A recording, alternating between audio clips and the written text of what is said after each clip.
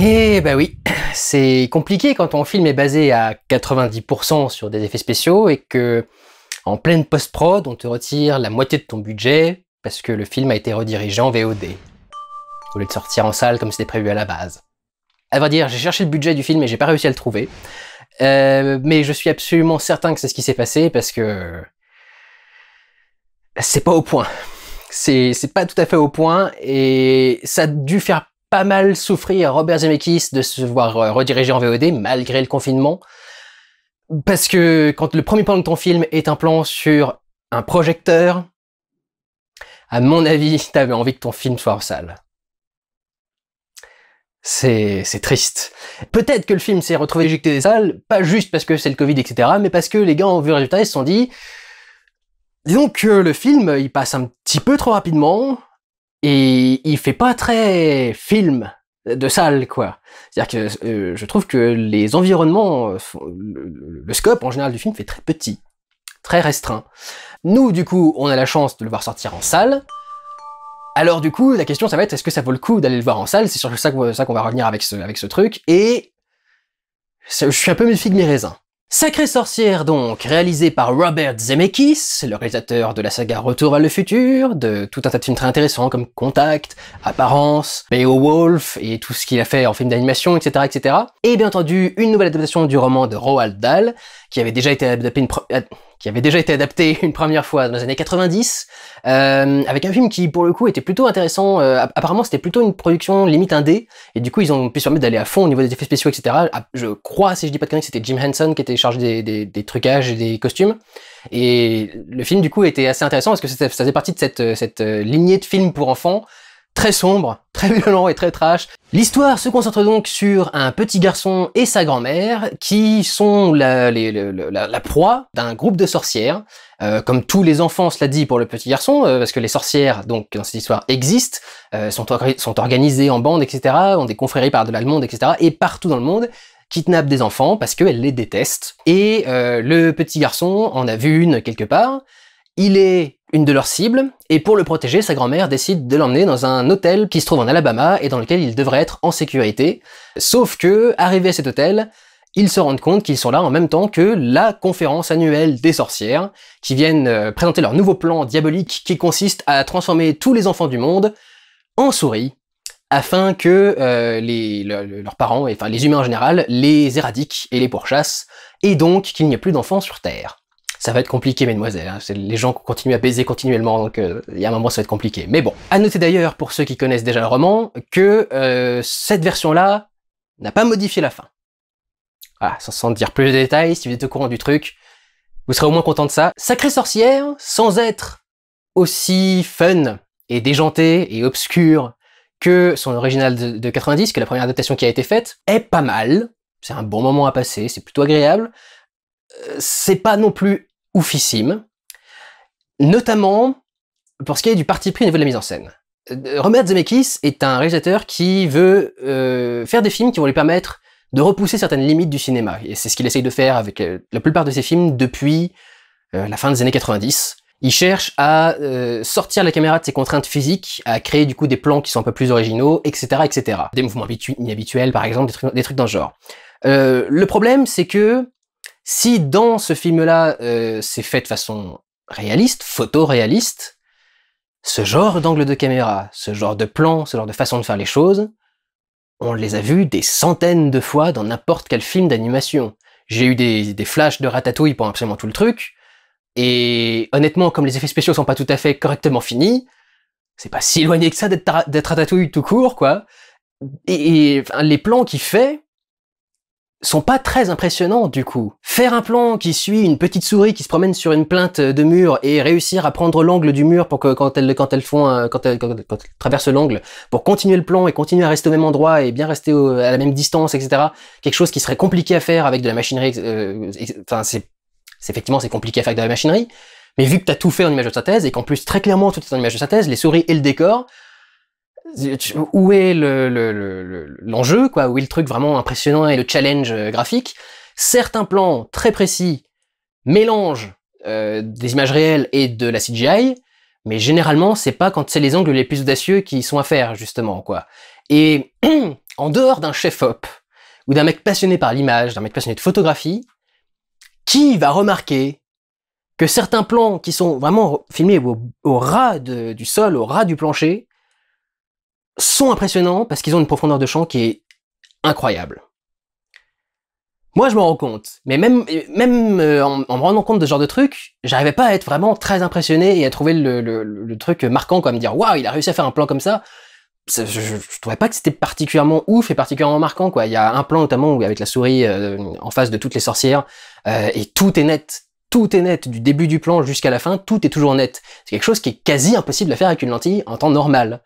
Soit il faut qu'il y ait énormément de lumière dans la pièce pour fermer le diaph au maximum, etc. Mais à ce moment-là, tu crées des petits défauts aussi visuels. Soit ils ont dû utiliser cette espèce de lentille étrange qui ressemble plus à un sextoy qu'à une lentille de caméra, qui avait été utilisée pour X-Men, je crois, X-Men 2, un truc dans le genre, qui permet de faire du coup des profondeurs de champ extrêmement vastes et voir certains plans où il y a quasiment pas de flou du tout, quoi. Ce qui en principe n'est pas possible. En principe, toute caméra a un petit peu de flou. Si tu le vois pas à l'image, c'est juste qu'il y a rien qui est devant l'écran, mais tout ne peut pas être net avec une lentille normale. Et là, il y a des plans où ça l'est. Donc du coup, tu dis, oui, d'accord, ce plan-là, il est impressionnant, mais qui va s'en rendre compte? Surtout pour des gamins, quoi. Et justement, ces gamins, ils ont tous vu Ratatouille, ils ont tous vu ces trucs-là, donc ouais, ok, ça ressemble pas à un dessin animé cette fois-ci. Mais ça change quoi? En quoi c'est plus impressionnant? En quoi c'est plus ouf? Surtout quand la plupart des plans vraiment ouf et révolutionnaires, ils sont pas faits de façon pratique et technique, quoi. Ils sont faits grâce à l'image de synthèse. Et ce qui est encore plus chiant à mon sens à ce niveau, c'est que, je suis désolé, mais ce défi il l'a déjà relevé Robert Zemeckis, avec Bienvenue à Marwen. Alors d'accord, personne l'a vu, donc c'est pas si grave s'il le refait une deuxième fois. Personne n'a vu Bienvenue à Marwen, c'est le film qui est venu mourir début janvier, je sais plus quelle année, là, dans les salles. Personne s'y intéressait, personne n'a remarqué le truc. C'est quand même terrible, quoi, pour un mec comme Robert Zemeckis qui passe du cinéma révolutionnaire au cinéma de papa, quoi. C'est catastrophique. Mais du coup, ce truc de filmer des choses qui sont très petites et des choses qui sont très grandes et de garder les mêmes caméras, une profondeur de champ qui arrive à montrer les deux nets, etc. Il l'a déjà fait dans Bienvenue à Marwen. C'était tout le truc de Bienvenue à Marwen, et dans Bienvenue à Marwen, il le faisait de façon bien plus créative et intéressante. Les mouvements de caméra, les transitions, la façon de gérer les trucs, enfin, tous les angles étaient vraiment très impressionnants et très étranges avec Bienvenue à Marwen. Le film lui-même, pour moi, était très bancal, mais la façon d'intégrer les poupées au monde qui les entoure et de filmer les deux en même temps, c'était quelque chose qui marchait super bien, quoi, dans notre film. Alors que là, et je pense que c'est une question de temps, je pense que c'est une question de Covid, je pense que c'est une question de VOD, etc., mais les effets sont pas si impressionnants que ça, et du coup, t'as pas l'impression d'être en train d'être bluffé, quoi. T'as pas l'impression de te dire, ouais, je vois une vraie souris en train de se déplacer, quoi. C'est pas du tout, quoi. Surtout les souris, justement. Tous les animaux du film sont en image de synthèse, à moins qu'ils soient juste vraiment au fond du cadre et qu'ils soient laissés agir par eux-mêmes, quoi, qu'on en ait rien à foutre de quelle action ils doivent jouer, etc. À ce moment-là, ils sont au fond de l'image, mais sinon, tous les animaux sont en image de synthèse. Et genre, mais le chat de la grande sorcière... He would exterminate those brats! Rats. Binks dans Hocus Pocus, en 1992, 14, un truc de genre, enfin c'est vieux Hocus Pocus, quoi. C'était quand même vachement plus intéressant, c'était le premier chat en image de synthèse au monde, quoi. Bon d'accord, il était tout le temps dans la nuit, il y avait tout un tas d'astuces pour qu'il puisse être plus facile à rendre en image de synthèse, mais enfin, putain, même le chat là, il est terrible, quoi, au niveau des trucages, des images de synthèse. Tu sens qu'ils ont pas eu le temps, que les studios sont pas au niveau, quoi. Ce qui va être le plus réussi et pertinent au niveau des effets spéciaux, ça va être autour des sorcières et de la magie, en fait, en général. Grâce aux effets spéciaux, on va pouvoir décupler les forces de la grande sorcière, par exemple. On va pouvoir animer des trucs dans sa robe. Par exemple, sur sa robe, il y a un espèce de serpent en or, et avec sa magie, du coup, le serpent en or s'anime. C'est pas juste un vêtement, c'est un vêtement qui bouge, etc. Côté un peu Harry Potter, du coup, à ce niveau-là. Et puis, ça va être très utile, surtout, pour rendre les difformités des sorcières. Je sais pas si c'est principalement des effets spéciaux pratiques ou numérique sur les sorcières. Est-ce qu'il y a eu de la prothèse avec des pustules en plastique et des trucs dans ce genre-là, pourquoi été mis partout, ou est-ce que c'est principalement du trucage 3D? Rebonjour, comme vous avez remarqué, je tourne pas ça au même moment que la première partie du vlog. Il y a eu une polémique absolument stupide qui est sortie il y a quelques temps là, et je sais pas si elle est encore dans les têtes de tout le monde quand ce vlog va sortir, parce que je sais pas du tout quand est-ce qu'il sort, étant donné les problèmes de gros confinement. Il y a eu une polémique absurde qui est sortie sur le fait que les sorcières ont 3 doigts au lieu de 5, et donc ce serait un film méprisant par rapport aux gens qui ont des malformations physiques. C'est une polémique absolument stupide et absurde. Vous pouvez pas reprendre des traits de personnages ou de monstres de fiction et tout dans ce genre-là, et faire vous-même le parallèle avec quelque chose qui existe dans le monde réel, en disant du coup que le film ne respecte pas certaines choses. Ça, c'est totalement absurde. C'est du sophisme à la con, enfin c'est l'une des polémiques les plus stupides que j'ai jamais entendues de ma vie. Si on commence à faire ce genre de réflexion, les zombies, il faut arrêter de les faire parce que ce serait une insulte aux lépreux, par exemple. Des parallèles, on peut en trouver partout, en fait. Donc au bout d'un moment, il faut arrêter d'être con. C'est tout. Voilà. Au lieu d'essayer d'être choqué partout, essayez d'arrêter d'être con. C'est tout. Le truc qui est en trucage 3D, c'est leur sourire, qui pour le coup est le truc que je trouve génial du film, c'est le sourire du Joker, mais du coup, qui là est naturel chez les sorcières, et en fait, naturellement, quand elles sont en mode sorcière, quand elles se laissent aller complètement, leur sourire s'étend complètement, et toute la bouche s'ouvre, et ça fait du coup des sourires qui sont dégueulasses, et qui sont assez particuliers, et qui font très du coup monstrueux. Le truc que j'arrive pas à comprendre par rapport au sourire, c'est qu'ils ont utilisé ça à la place des masques. En principe, les sorcières portaient des masques en latex, pour cacher leur visage ravagé par, je sais pas quel vérole, ou qui leur faisait des bubons monstrueux, et là, du coup, il y a pas ça, il y a juste le sourire. Mais du coup, je comprends pas pourquoi est-ce qu'à un moment, il y a la grande sorcière qui se regarde dans un miroir, et il y a un orage, un éclair qui arrive et qui flash, et on voit son visage être complètement déformé par des pustules et des machins, et en fait, jamais son visage n'est comme ça, naturellement. Il y a pas de mode où son visage, elle a pas genre un mode sorcière qui lâche complètement son pouvoir, quoi, qui se transforme totalement. Il y a jamais un moment où son visage commence à devenir vraiment moche et pustuleux, etc. Donc tu sais pas pourquoi est-ce qu'il a gardé ce truc-là, en fait, étant donné qu'il a changé le système de base qui faisait que les sorcières avaient un visage un peu dégueulasse, et qu'on le voit du coup jamais comme ça. Je sais pas, c'est un petit peu particulier. Mais c'est un des rares effets spéciaux qui rend bien, parce que pour le reste, je vous ai dit, c'est pas ouf. Le pire étant les transformations. Aussi bien la transformation elle-même, il y a le plan où il y a le gamin qui en fait, quand il se transforme, ils explosent, donc ils arrivent du coup tu peux faire un plan zénital où le personnage se rapproche de la caméra, se transforme et ensuite redescend. Sauf que le modèle 3D qu'ils ont du gamin, il est en mode poker face, c'est ragdoll. Il y a aucune émotion qui sort de son visage. La transformation est un peu dégueulasse. Et alors, les vêtements qui flottent une fois qu'ils sont transformés. Ah! On est en 2020? On est en 2020 avec des vêtements rendus comme ça, bordel. Le petit truc par rapport aux sorcières, qui est particulier, c'est que toute l'histoire en fait a été un peu réinterprétée pour en faire plus ou moins quelque chose de social par rapport aux riches et aux pauvres, mais surtout par rapport aux blancs et aux noirs. Les sorcières, en fait, dans ce film, sont grosso modo l'incarnation des riches. Dans le film de 90, je sais pas s'il était particulièrement, enfin s'il y avait un look de haute société ou un truc dans ce genre-là, mais là clairement c'est de la très très haute société. Il suffit de voir ce qu'il y a dans le coffre-fort de la reine, enfin la grande sorcière, dans leur comportement, dans leur façon de gérer les choses, les problèmes, etc., de parler au personnel de l'hôtel, etc. Clairement tu vois que les sorcières c'est la haute société, quoi. Et donc on a les héros qui sont eux les prolos, les petites gens, ceux qui sont en bas de l'échelle sociale et qui sont noirs en plus. Alors je vais revenir vite fait sur la grande sorcière en Anne Hathaway. Je voudrais revenir du coup sur l'agenda woke du film, qui me paraît bancal et un peu chancelant par moment.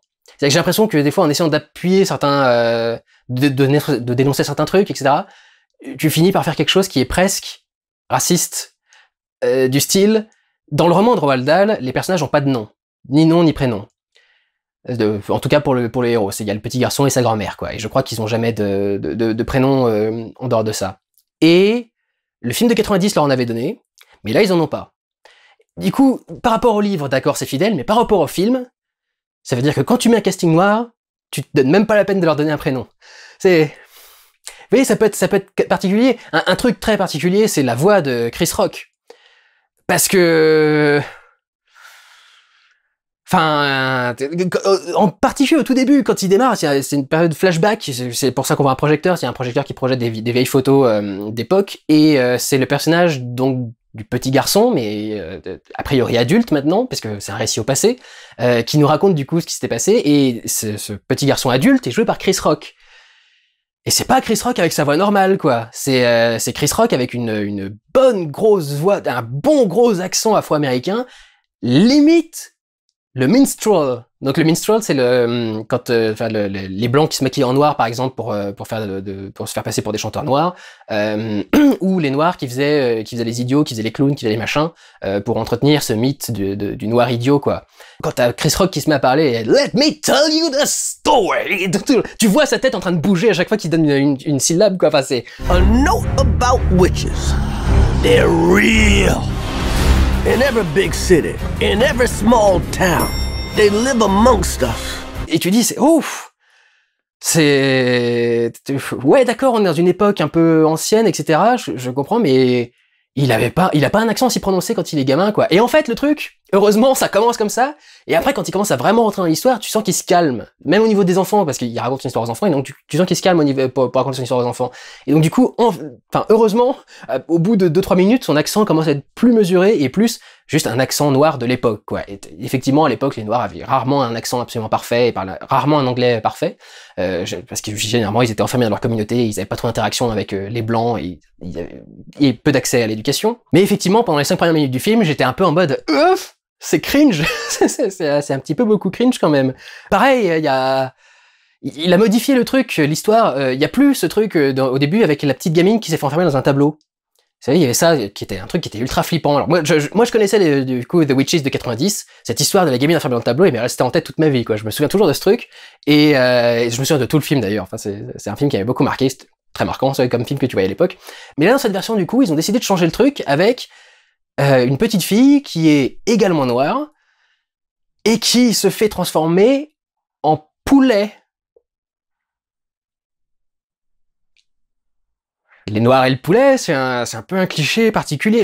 Mais honnêtement, c'est un cliché. J'arrive pas à savoir s'il est positif ou négatif parce que j'ai l'impression que les noirs sont le premier à l'entretenir en fait. C'est particulier. Ça avait été abordé dans le film Green Book qui avait remporté l'Oscar il y a 2 ans, qui avait justement tout un passage comme ça dans la voiture où le personnage explique, parle avec le musicien. Je me rappelle plus des noms. Je suis navré. Mais il parle avec donc le musicien qu'il est en train de conduire et il lui dit mais vous mangez même pas de poulet. Enfin vous êtes pas un vrai noir du coup. Et c'est un peu particulier et j'arrive pas à savoir comment est-ce qu'il faut prendre le truc, mais je trouve que la décision de changer l'histoire du bouquin, alors que justement, pour tout le reste, c'est ultra fidèle. Ils ont juste changé le rapport, la mixité du casting, la diversité du casting, mais du coup, changer l'histoire concrètement pour passer d'une nana enfermée dans un tableau à une petite fille noire transformée en poulet, je sais pas, il y a un truc qui me dérange. Alors, ça peut être justement fait pour dénoncer un certain racisme, mais ça me paraît fait de façon un peu maladroite, et du coup être possiblement aussi raciste que ça ne peut dénoncer le racisme en fait. Donc je sais pas, ça peut être un peu particulier.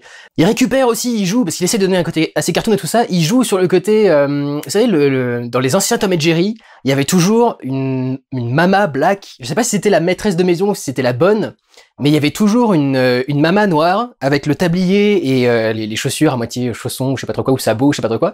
Et à chaque fois qu'il y avait une souris, elle était avec genre Jerry, elle était avec son balai en train de taper dessus. Et il y a exactement cette scène-là dans ce film-là. Donc tu vois qu'il a essayé d'exagérer le truc et de faire des trucs un peu cartoon.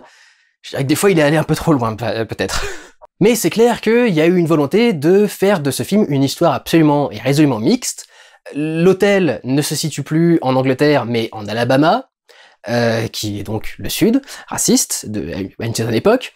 Le casting donc est en bonne partie noir, y compris tous les grooms de l'hôtel, mais genre, tous.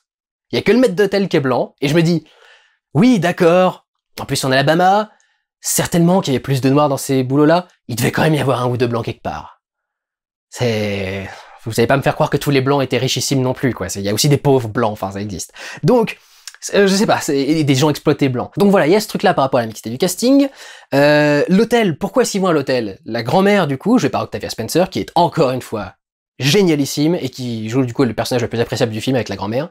Elle est adorable, tu vois à quel point elle se démène pour essayer de ramener un peu de joie sur le visage de cet enfant qui malheureusement ne sait pas la jouer. C'est catastrophique. Le gamin, il est poker face pendant tout le truc, t'as l'impression qu'encéphalogramme plat. Si ce n'est quand il bouffe un gâteau à un moment, ça le fait un peu sourire, mais même le sourire, il fait forcer. Enfin, je trouve que le gamin joue super mal. Mais La grand-mère, elle, du coup, vachement, c'est une grand-mère courage, quoi, qui essaye de le sortir de sa dépression, etc., à cause de ce qui lui est arrivé au tout début. Il a perdu ses parents, si vous êtes pas au courant. Le seul petit truc qui me fait chier avec la grand-mère, c'est qu'ils lui ont retiré le truc qu'il y avait dans le premier film et qui devait être dans le roman, je crois, c'est que la grand-mère fumait des cigares, en principe, pendant tout le truc. Et la grand-mère de 90 ans qui est en train de tirer sur son énorme cigare, etc., enfin, moi, ça me fait beaucoup marrer. Donc du coup, ça me fait un peu chier qu'il l'ait retiré ici. Évidemment, on peut pas montrer des gens qui fument, des gens positifs en train de fumer dans le cinéma. Mon Dieu, quelle horreur. Et donc, pourquoi est-ce qu'elle lui dit qu'ils vont aller à l'hôtel? Elle lui dit, mais parce que, mon chéri, dans cet hôtel, il y a que des riches blancs. Donc évidemment, ça va être l'endroit le plus sûr du monde.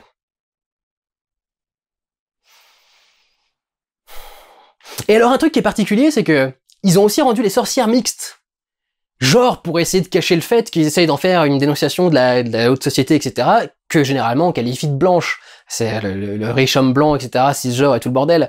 Mais alors du coup, pour essayer de contrecarrer ça, ils ont mis des sorcières noires aussi dans le groupe. Et du coup, ça marche plus trop, cette idée que, bah, du coup, il y a que des riches blancs qui viennent ici et que du coup, c'est tranquille. Il y a aussi des riches noirs, très clairement. C'est pourquoi ils sont aussi surpris de voir Octavia Spencer arriver, alors qu'il y a la moitié des sorcières qui débarquent qui sont noires. C'est peut-être parce qu'elles sont en groupe, je veux bien, enfin, je sais pas, ça paraît un peu bizarre quand même. Et puis le dernier truc qui montre que quand même très clairement il y a une volonté d'évoquer, voire dénoncer du coup la partie raciste, et le passé raciste des États-Unis. Qu'est-ce qu'elles mangent les sorcières du coup dans ce grand hôtel? Elles mangent la soupe de pois de la plantation.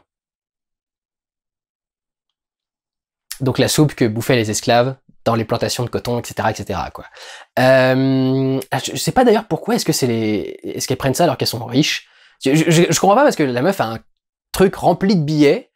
Clairement, ça la dérange pas de dépenser du fric puisqu'elle vient dans l'hôtel le plus cher, le plus ouf, le plus machin. Et pourtant, elle demande la soupe la moins chère, qui est donc l'ancienne soupe des esclaves, évidemment, quoi. Et alors du coup, je sais pas trop, est-ce que c'est de l'appropriation culturelle, est-ce que c'est machin, je sais pas ce qu'ils essayent de dénoncer à ce moment-là.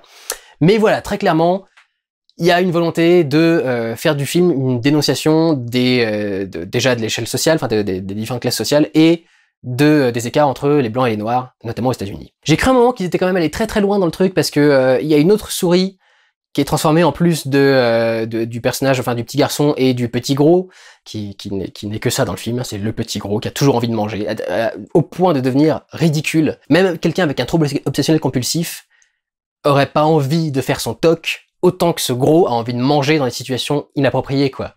Genre les situations où oh merde, faut surtout pas qu'on se fasse repérer, faut qu'on reste dans un petit coin, le gars voit un grain de raisin en train de traîner, il va tout faire pour essayer de sortir de son petit coin pour récupérer le grain de raisin, et il y a une scène de 2 minutes sur non, mange pas, le gros reste ici, enfin c'est...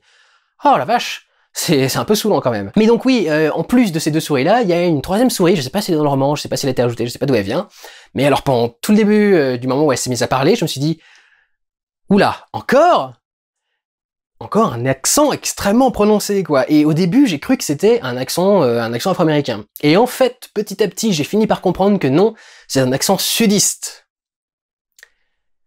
Et du coup, voilà, c'est pas, je croyais que c'était un accent noir, et en fait, non, c'était un accent de Southern Belle, en fait. C'est pas Scarlett O'Hara qui en sourit, mais ça me fait marrer d'imaginer que ça pourrait être elle. La douce petite vengeance. Donc voilà, pour ce qui est du côté woke et mixte, du coup, du film, qui est pas un mal en soi, mais qui me semble bizarrement foutu à un moment, au point d'en arriver à être un peu... tu pourrais le prendre dans le sens inverse, quoi. Je vais revenir, pour finir, sur Anne Hathaway, parce que je sais que c'est là-dessus que beaucoup de critiques vont être concentrées.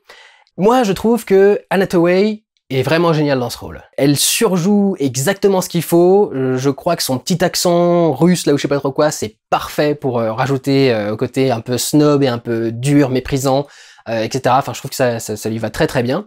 Cette façon de rouler les airs comme ça donne plus de force à ce qu'elle dit, ce que je trouve vachement intéressant. Elle surjoue juste ce qu'il faut pour être une méchante dans un film d'enfant. Donc moi, je trouve que c'est vraiment la bonne mesure. Et les expressions qu'elle fait, toutes les petites mimiques, tous les trucs de visage qu'elle peut avoir, sont parfaitement augmentés grâce à la CGI, qui avec donc le sourire, etc. Ça lui donne des mimiques, des visages et des mouvements qui sont vraiment assez intéressants. Alors, évidemment, c'est pas la même chose qu'Angelica Houston. Faut dire que c'est pas le même morceau, Angelica Houston, quoi. C'était clairement une nana qui était beaucoup plus dans la fleur de l'âge, qui était beaucoup plus charpentée, qui avait un physique un peu androgyne limite, quoi. Elle a des traits qui étaient un petit peu masculins quand même à certains niveaux, le pif par exemple, et elle avait une voix qui était très particulière. Et évidemment que tout ça lui donnait une carrure naturellement beaucoup plus importante. Les effets spéciaux aidaient beaucoup en plus, parce que quand elle a son nez gigantesque, etc., tout son costume, etc., et qu'elle est tranquille en train de parler sur son estrade, elle fait très à l'aise en fait avec son corps et avec ses prothèses et tout le bordel. Donc du coup tu sens qu'il y a une certaine nonchalance et ça donne une certaine carrure naturellement plus robuste, qui semble plus robuste vu comment elle l'utilise. Donc c'est évident que Anne Hathaway à côté avec ses 40 kilos toute mouillée, c'est pas le même truc quoi, c'est pas le même délire.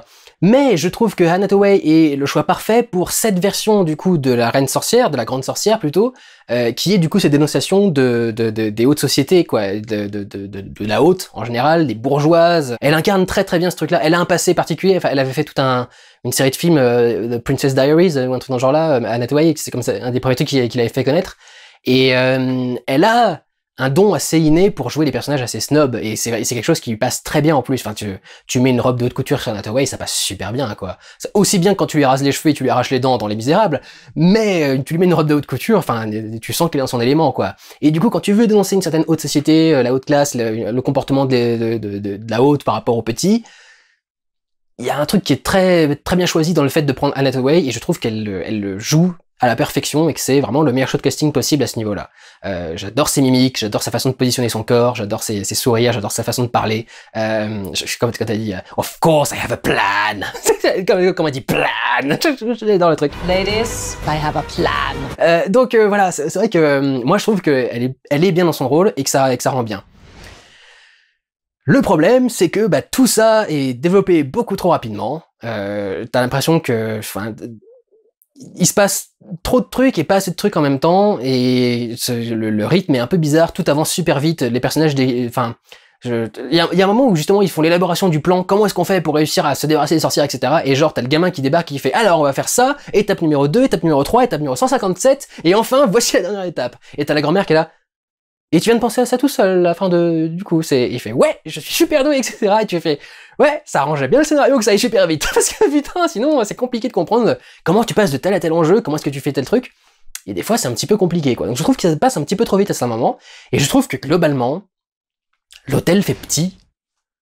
C'est con à dire, hein, mais à part la grande salle dans laquelle elles font leur réunion de sorcières, les chambres d'hôtel font petites, je trouve qu'il n'y a pas beaucoup de chambres, les couloirs ont pas l'air très très longs, enfin, les chambres d'hôtel sont quand même numérotées jusqu'à 700 et quelques. T'as pas l'impression qu'il puisse y avoir 700 chambres d'hôtel. Alors après, apparemment c'est foireux parce que c'est un truc par rapport à la numérologie, c'est-à-dire que les numéros des chambres ne correspondent pas à leur étage ou quoi que ce soit, ils ont été attribués comme ça, je sais pas, au hasard. Donc, et pourtant, la 666, donc le chiffre du diable, est pile poil en dessous de la 766. Mais il n'y a pas d'étage et il n'y a pas de logique.